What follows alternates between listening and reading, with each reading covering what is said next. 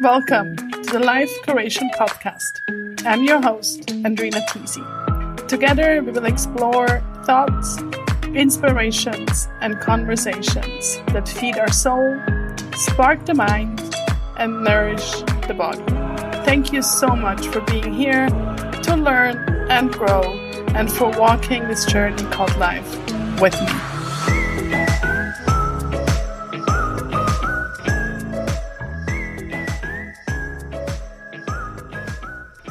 Welcome to the Life Curation Podcast. I'm very excited for you to be here.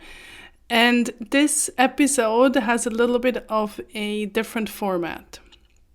So almost exactly 1 year ago, here in Switzerland anyways, everything closed and COVID drove us into the first lockdown. Each and every one experienced this year very differently. In this episode, you will hear different people share their experience. They all live in very different situations, and I'm so thankful to each of them for sharing in a few minutes each what they learned, what the challenges they experienced, and also the opportunities and the gifts this year brought for them. You will hear a restaurant owner, a doctor, and experiences with homeschooling, both from a teacher and a parent point of view. How it is having a mother in a care home, being considered high risk, and what it means to be working in the culture and theater sector. You will hear a single talk about her dating experience, how it was as a yoga studio owner, as well as the voice of a financial advisor. I'm excited to make this a truly bilingual episode. You will alternating hear English and German. When I received all the recordings, so many different emotions came up for me. I laughed, I had tears in my eyes, and by getting a little glimpse into the life of all these people, I learned so much. So with no further ado, I'm handing over the microphone. My name is Zineb Hattab, but everybody knows me by Zizi. I am the chef owner of Restaurant Clay in Kreisdrei. We are a small regional and seasonal restaurant, and we are fully plant-based. What I learned during this last year was a lot about acceptance and about choosing my battles. We cannot fight and pour all of our energy in everything that's going around us, so I really select in where or in which matters or in which people I wanted to invest my energy, and this helped me a lot because I used to just want to take care of everything and be in control. So this was a great learning. A challenge was to learn to work with uncertainty. The restaurant was closed less than 2 months after our opening in January 2020, and we didn't know what was going to happen, if we would be able to reopen or when we reopen. We didn't have a base of customers. So working in uncertainty has been a very big challenge, to just wake up every day not knowing exactly or not being able to plan, because I'm a planner, and yeah, it's been a challenge, but also great growth and great learning from it, to just understand that some of these decisions and matters are not in our hands, and this is a much bigger situation than us. As opportunities and positive things that this year has brought, I would say I have realized how much of an amazing team I have.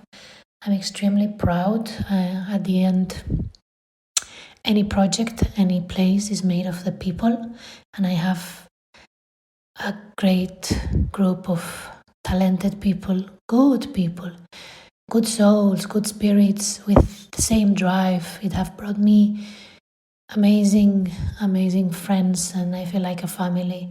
And I think this whole situation of Corona and the pandemic and having to change our status quo constantly brought me the opportunity to look at my team in another way and see how amazing they are, and also take a little bit more care of myself as a chef owner, as a cook. I don't have a lot of time, and I usually neglect my lifestyle and my quality of life and the time for myself. So the lockdown has extremely been helpful on understanding and giving the value it deserves to self-care, being healthy, and sleeping more than 5 hours a night. So this is a gift, and after the first lockdown we already changed a lot of stuff. We worked less hours and better hours. So yeah, I would say this has been not a completely lost year, not all bad. It has been great to stop. I think the world was going too fast, and I hope this doesn't go away and we forget about it, but we all keep it in our head, and there is a before and after. At least for me, for sure, there is a before and after, and I'm in constant growth, I'm in constant learning. Every day I ask myself, was I better than yesterday? And it doesn't always happen, not always on top. There are some days that are low, but I think the whole goal or the whole approach is to keep going and keep growing and keep learning and keep surrounding yourself with positive energy and putting out the best of you. Mein Name ist Manuel Burkhalter. Ich bin Lehrer für Chemie und Informatik und arbeite an der Kantonsschule Uetiken am See. Vielleicht das Wichtigste, was ich gelernt habe, so rückblickend über das ganze Jahr, das wir jetzt hatten, mit dem ersten Lockdown, mit dem zweiten Lockdown, ist, wie unglaublich wichtig der soziale Kontakt ist zu den Schülerinnen und Schülern. Einerseits ist es genau der Kontakt, den ich finde, wo unseren Beruf so wahnsinnig toll macht, dass man sich sehen kann, dass man miteinander reden kann, dass man zusammen lachen kann, dass man sich auch spürt in einem Schulzimmer und halt eben auch ausserhalb von der Schule. Und das zusammen macht die Schule einfach einen total schönen Ort, wo man eben auch Freude haben kann, wenn man sich sieht und wenn man aber auch etwas kann tatsächlich lernen. Gerade im Lockdown haben wir wirklich beobachtet, wie es einfach für alle viel schwieriger war. Es war einerseits für die Lehrpersonen schwieriger zum Stoff vermitteln, aus technischen Gründen, aber auch, weil man halt irgendwie mehr mit dem Computer interagiert als mit den Schülerinnen und Schülern.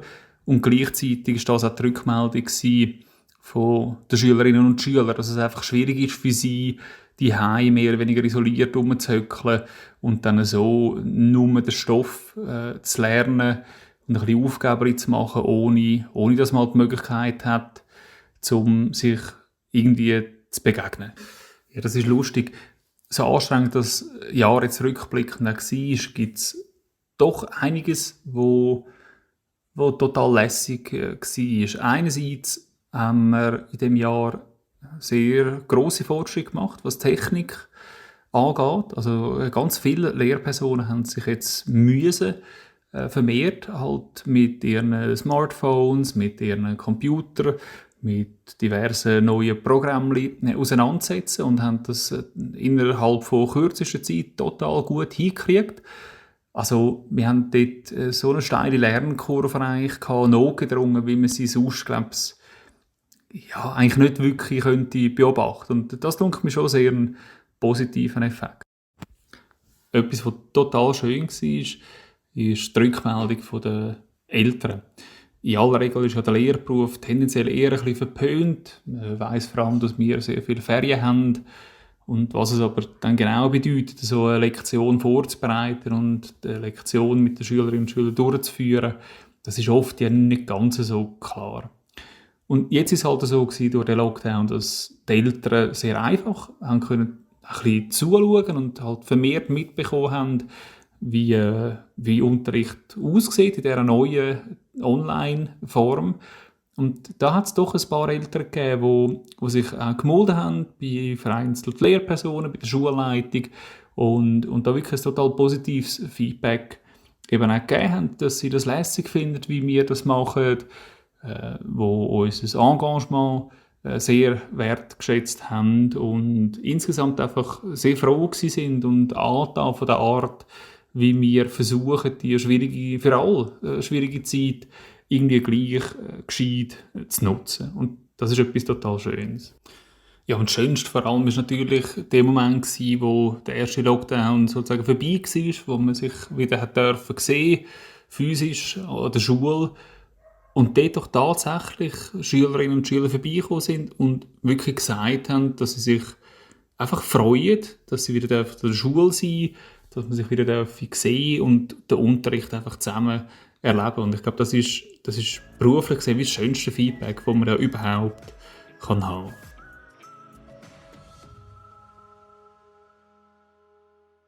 My name is Katerina, and I'm a single mom, and I have one daughter, Agnes, who turned 10 in November last year.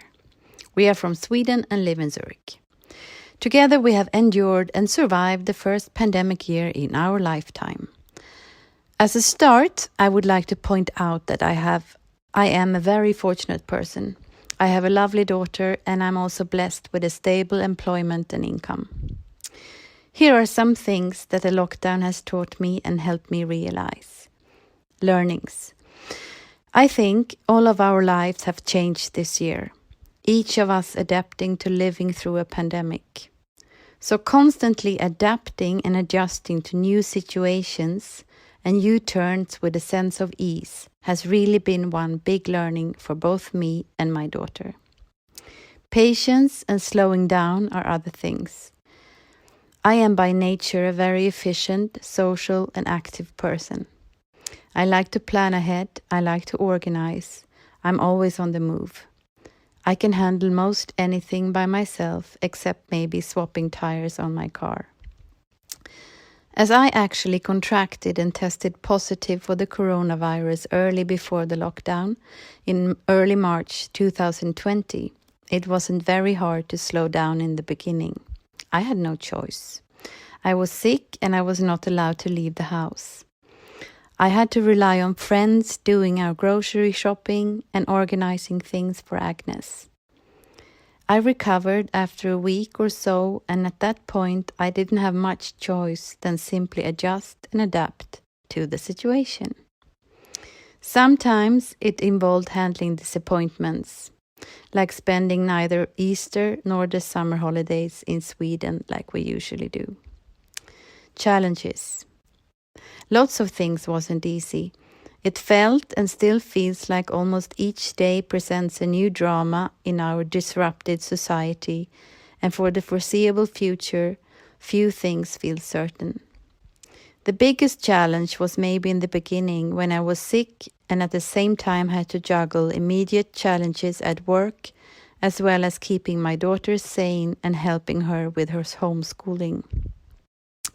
I also spent a lot of time worrying about my elderly parents and other close relatives back home. I felt guilty that I couldn't be there for them. Opportunities and positive things.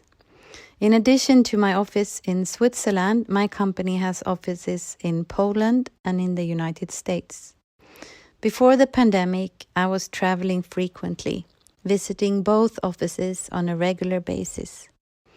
Apart from planning, scheduling and organizing my business travels, I always, obviously, had to arrange for my daughter before every trip. We have a huge tribe of backup and amazing friends in our neighborhood, and there were always somewhere safe where she could go. She is a real trooper, and she has many places where she feels at home. I know this, but despite that, I almost always felt guilty leaving her. Every time. All of a sudden I couldn't go anywhere, and the era of virtual meetings started. Of course, I miss seeing my colleagues at work in person, but we now have several recurring online meetings every week where everyone needs to attend. In a way, the communication between the employees within our company is much better than it used to be.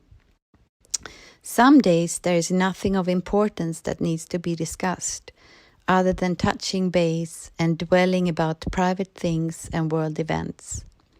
So, in a way, I feel that we have become closer to each other as work colleagues than before the pandemic.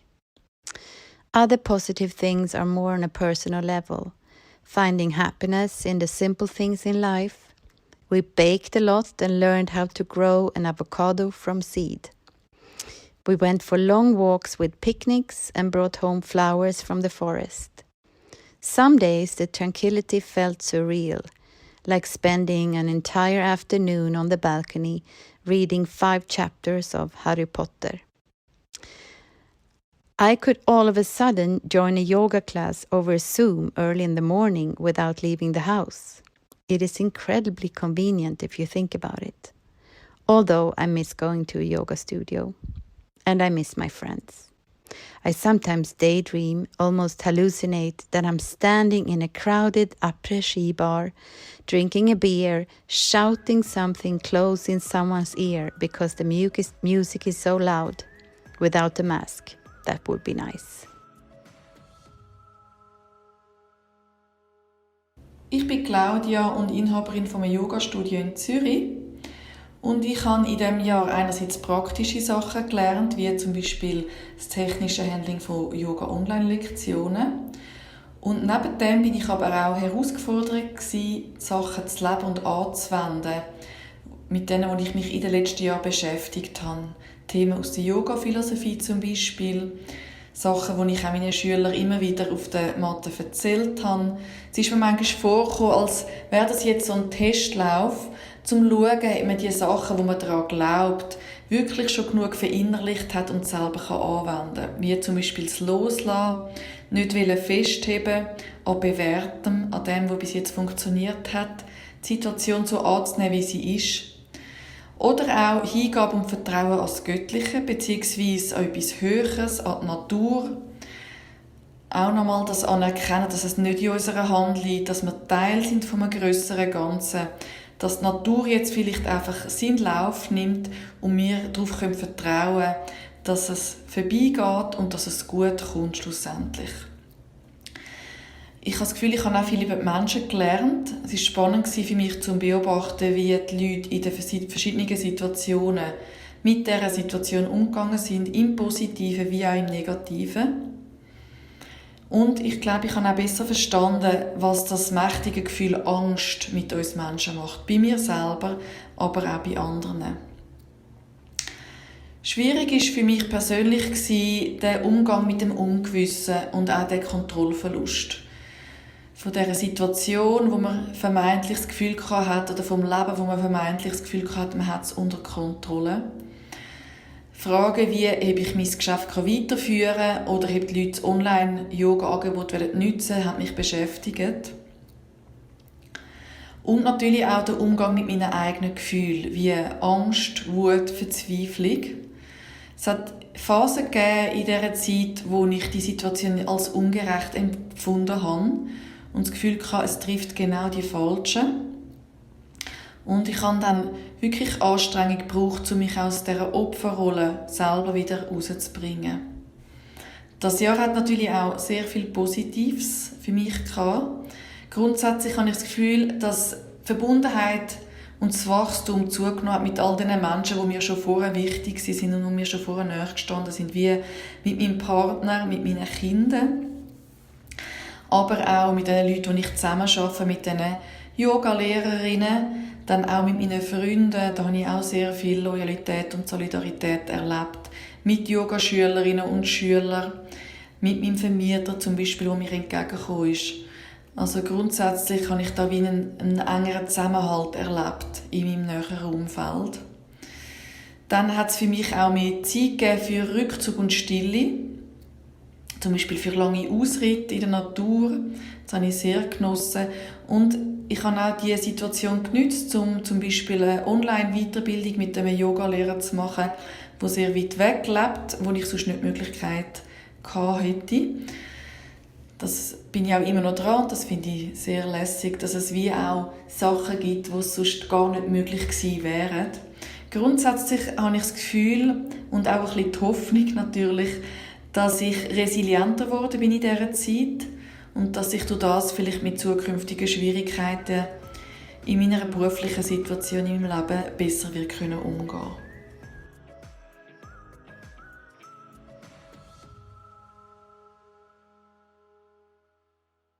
Hi, I am Christine. It was February 2020.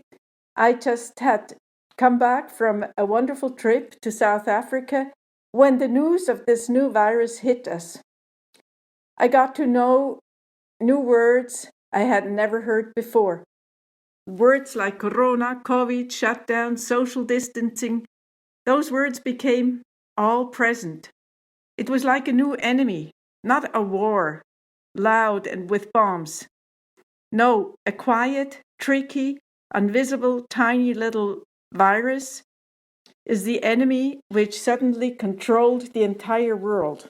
The rule was stay at home, don't meet people. Especially the old people have to stay home.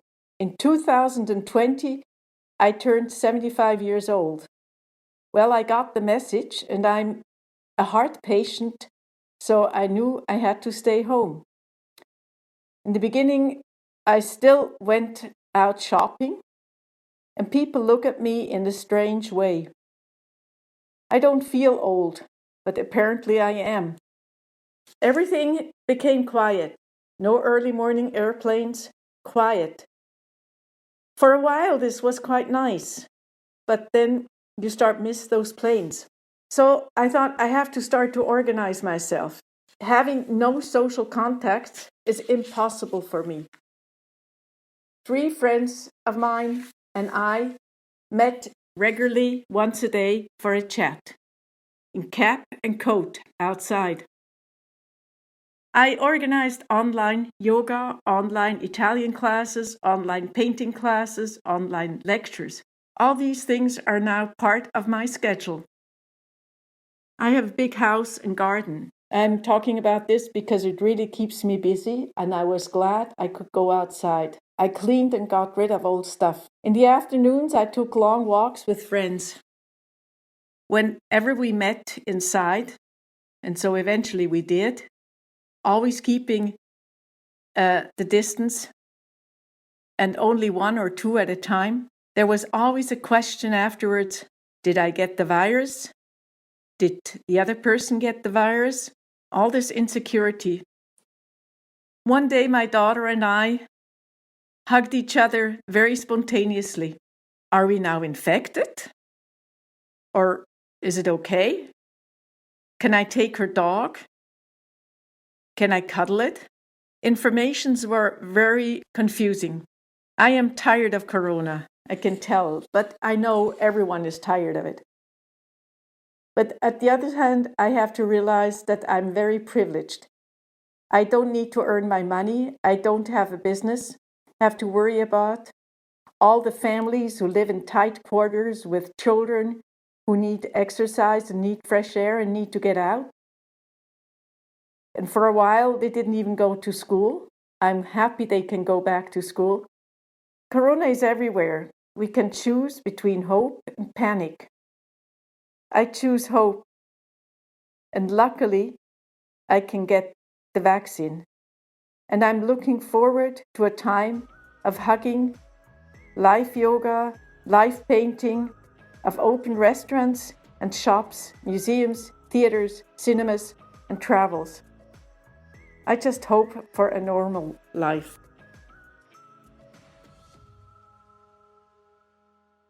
Hallo, ich bin Lea. Ich bin Ärztin, Ehefrau, Mutter und Freundin.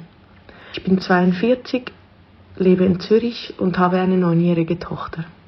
Ich habe im ersten Pandemiejahr gelernt, dass das meiste, was wir in unserem privilegierten Leben genießen durften vor Ausbruch der Pandemie, weder lebensnotwendig noch selbstverständlich war. Es ging auch ohne. Und je weniger ich konnte oder durfte, desto einfacher wurde mein Leben. Die durch die Pandemie erzwungene Pause wurde ohne mein Dazutun ausgefüllt mit neuen, vielleicht einfacheren, banaleren Dingen, die jedoch genauso gut sind und vor allem genauso glücklich machen, wie all die zur Gewohnheit gewordenen Freiheiten vor Corona. In meinem täglichen Umgang mit Patientinnen war es jedoch nicht immer einfach, mit der Ungeduld und den inzwischen freiliegenden Nerven meiner Patientinnen umzugehen, trotz allem Verständnis zu haben für sie. Es war für mich persönlich auch eine Challenge, für länger als ein Jahr das Land nicht zu verlassen, nicht gänzlich abtauchen zu können, in neue Umgebungen, Energie zu tanken und Abstand zu gewinnen zu den alltäglichen Problemstellungen oder Schicksale, die ich in meinem Praxisalltag antreffe. Und mir fehlen Berührungen, Umarmungen, Nähe zu meinen geliebten Mitmenschen. Dafür hat das Pandemiejahr mit Lockdown und Homeoffice-Pflicht vielen meiner Patientinnen eine spontane Schwangerschaft geschenkt. Das freut mich besonders bei Paaren, die schon lange versuchten, schwanger zu werden, die sogar zum Teil schon erfolglos die künstliche Befruchtung in Anspruch genommen haben. Mit etwas mehr Ruhe und Zeit hat plötzlich die Natur gesiegt. Bei mir selbst haben sich in dem Jahr die Prioritäten neu geordnet. Wir haben ein neues Familienmitglied mit 4 Beinen, welches uns zu langen, schönen Spaziergängen animiert. Und mein wahrscheinlich größtes Geschenk war die Einsicht, dass ich auch mit viel weniger sehr gut durchs Leben komme.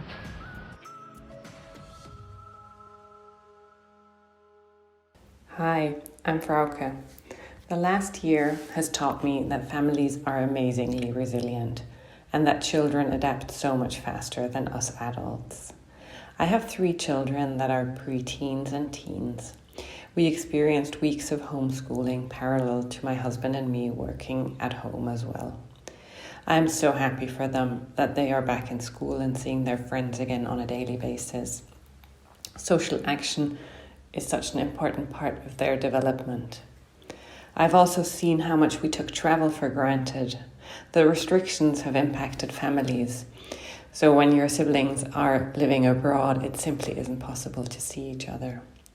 My mother is in a care home and it's been hard as there have been very strict rules about visiting. We've had long spells of not seeing each other. I feel that the isolation has been difficult for her and I'm hoping that with spring around the corner, things will ease. Last March, our busy calendars suddenly got very empty. My kids are all involved in clubs and sports and initially everything was cancelled.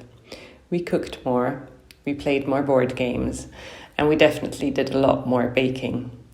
For me, nature has been a saving grace. It is always there and always a really beautiful place to escape to. We have stayed flexible, rearranging our home multiple times to make sure that everyone has enough space to work in.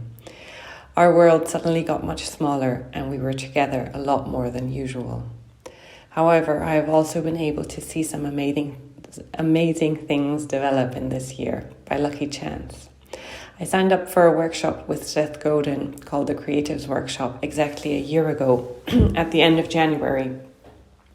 I met a wonderful online community.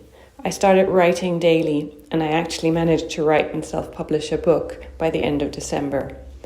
I always thought that there wasn't enough space or time for a mom of 3 who also works part-time in an IT company to actually simply write.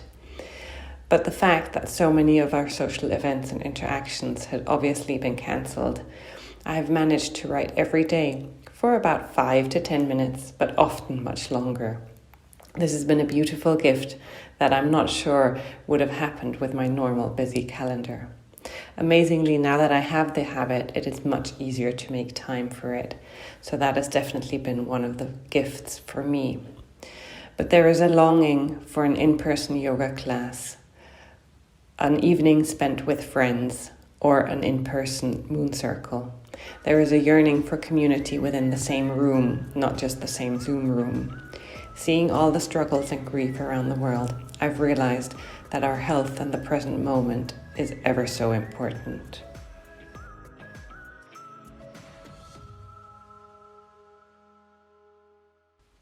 Mein Name ist Robert und als Vermögensverwalter habe ich ein wirklich interessantes Corona-Jahr hinter mir.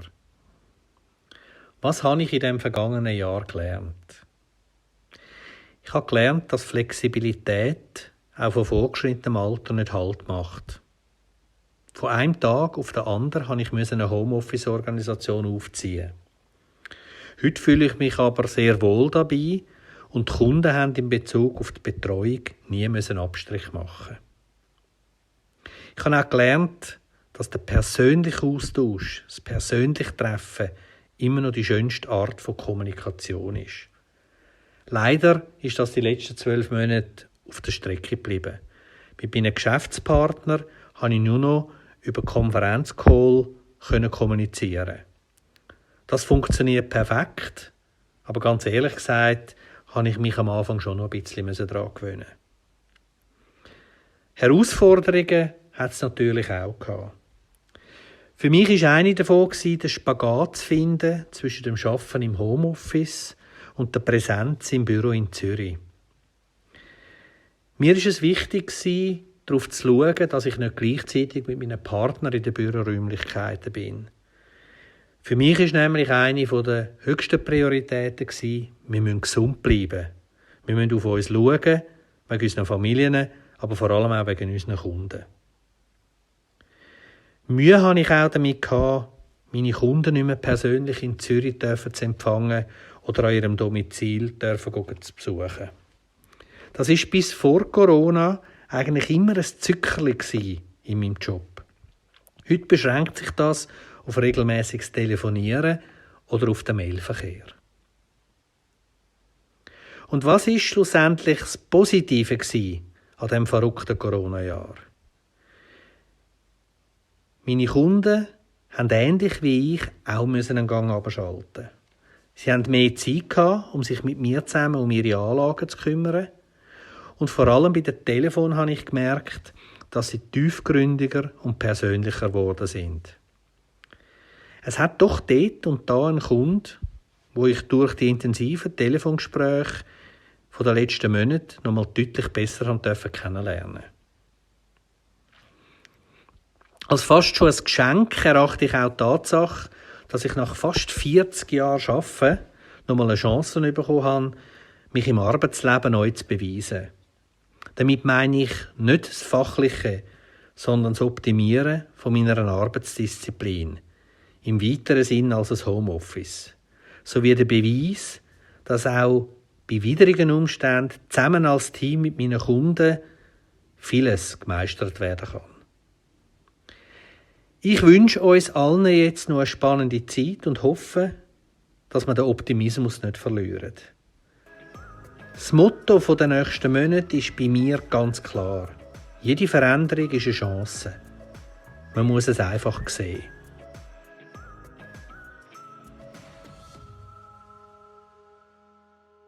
Hi, I'm Maya, and as a single this year, I have learned so many things about myself as well as about others. I've realized that I have a certain emotional detachment to men in a way. I became somehow very rational about it. Sometimes even make jokes that I'm like a man, whatever that means. I can have, casual encounters without expecting too much. Maybe it's because I haven't found a good match. Maybe that's the reason. Who knows? But I somehow learned to take things as they come, step by step, without wanting to rush into conclusions or labels. And it was really interesting.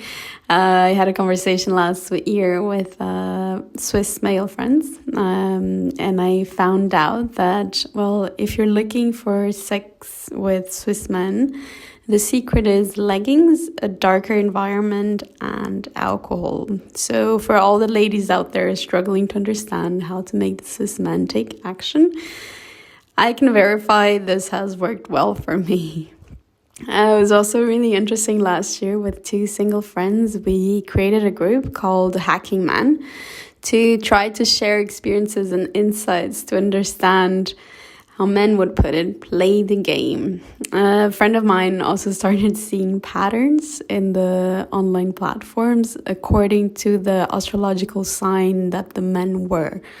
So, for example, a man of Leo would always have at least one picture without a shirt and kind of trying to show off in a way. Cancer men, on the other hand, would always put in their description that they are looking for a stable relationship, something a bit more romantic. So it was really interesting to see those patterns. And there were also other insights in that chat that came out to be super interesting.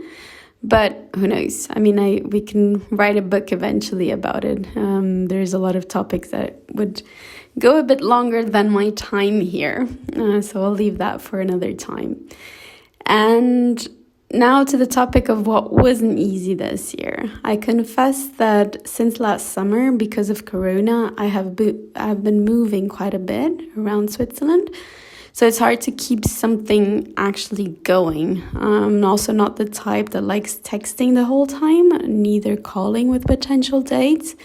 So I do confess it has been hard to touch base with the matches that could have been interesting. On the other side, it makes me also choose who I really want to meet and when I want to meet. So filtering a bit the options and making me a bit more picky and selecting my time wisely. Also, traveling around Switzerland gave me the opportunity to see what other types of fishes are in the sea. And it is so interesting to see how every region differs from one another. It's such a small country with such a vast palette of personalities and styles. So if you're looking for something different, you don't even have to go that far. You can still stay within Switzerland and find all the different kinds of men that there are. So that's it from my side. I hope this gives you a little bit of a inputs of a single lady in Switzerland. Ich heiße Tina, ich bin die Mami von 3 Kindern im Alter von 9, 6 und 3. Ich arbeite als Licht- und Kostümdesignerin, freischaffend im Theater und ich bin gehöre zur Risikogruppe und zeitweise im letzten Jahr habe ich sogar zur Hochrisikogruppe gehört, weil ich so starke Cortison-Medikamente nehmen musste, die mein Immunsystem komplett runtergefahren haben. Anfang Jahr, als ich so ganz schlecht weg war, haben meine Kinder schon vor dem Lockdown nicht mehr in die Schule gehen. Wir mussten uns als Familie komplett isolieren und daheim bleiben. Damals hat man auch noch nicht so genau gewusst, oder? Wie steckt man sich an? Was heisst das? Da weiss man jetzt schon ein bisschen mehr darüber.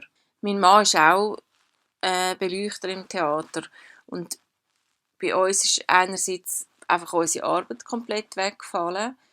Eben, wir haben die relativ kleine Wohnung und sind zu 5 eigentlich permanent in dieser kleinen Wohnung gewesen.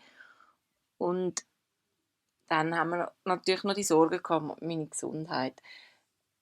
Aber trotz allem muss ich sagen, durch das, dass bei uns alles so komplett eingebrochen ist, könnte man ja wie hysterisch werden oder wie so denken, oh nein, was machen wir jetzt?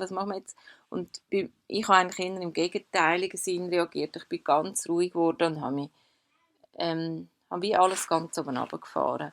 Und ich habe eigentlich die Zeit als wahnsinnig schön empfunden, weil wir haben sonst so einen unstetigen Alltag. Immer ist jemand auf Tournee im Ausland oder arbeitet am Abend und es ist immer unregelmäßig bei uns, auch mit der Kinderbetreuung. Und durch das, dass wir beide nicht gearbeitet haben und die sind, hat es so viel Ruhe bei uns hineingebracht und es hat auch unseren Kindern wahnsinnig gut getan. Irgendwie. Wir haben einfach mal Zeit als Familie und das Fünfte gehabt, das, was wir sonst wirklich nie haben. Wir haben also durch die viele freie Zeit haben wir die Möglichkeit gehabt, unsere Wohnung umzubauen und einen Wohnwagen zu restaurieren. Ich habe einen kleinen Schrebergarten, wo wir eigentlich ständig waren. Und wir haben irgendwie auch wie so gemerkt, dass wir gar nicht so viel brauchen, um glücklich zu sein. Und das ist eigentlich noch eine gute Erkenntnis, dass man nicht ständig Reizüberflutung haben und konsumieren müssen, damit es einem gut geht.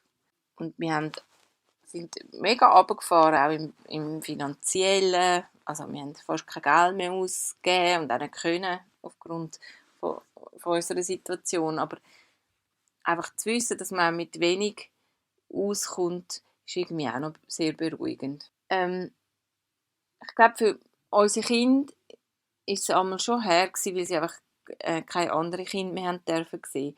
Und vor allem mein Ältester, der hat das auch viel mehr mitbekommen, dass ich nicht so zweig bin. Der hat es schon sehr belastet. Und es ist jetzt auch für uns klar, auch wenn ich jetzt wieder müsste starke Medikamente nehmen, dass wir die Kinder nicht wieder so krass isolieren können. Weil das einfach dann irgendwann für die Psyche auch nicht mehr gut ist. Und obwohl es irgendwie schön war, so konzentriert 5 zusammen sein, muss ich schon sagen, dass ich meine Freundinnen wahnsinnig vermisse. Das ist eigentlich das Einzige, wo mir gefehlt hat in dieser isolierten Zeit.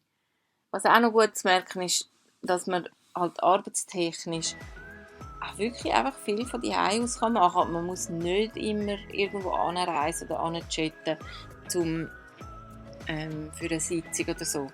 Und ich hoffe, dass sich das auch langfristig verändern wird in unserer Gesellschaft.